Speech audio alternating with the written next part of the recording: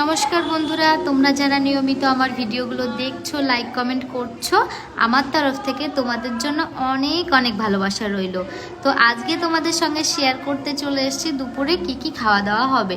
দুপুরে আজকে কিন্তু খাওয়া হবে ভোলা মাছ আর ইলিশ মাছ। মা মাছগুলো কেটে নিচ্ছে।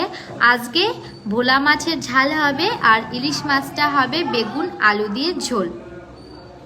বাবা দেখো আমাদের জন্য কি করেছে, কলা কিনে নিয়ে এসছে। আমরা একটু কলা খেতে সবাই ভালোবাসি, বাড়ির তো 2 কাঁদি কলা কিনে ফেলেছে।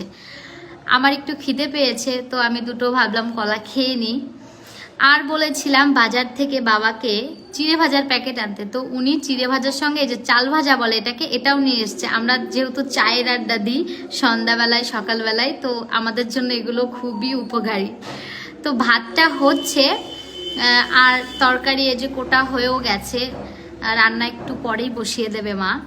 তো দেখো বেগুন দিয়ে আলু দিয়ে ইলিশ মাছ দিয়ে একদম পাতলা পাতলা করে ঝোল করেছে, খুবই সুস্বাদু হয়েছে খাবারগুলো। আর করেছে ভোলা মাছের ঝাল।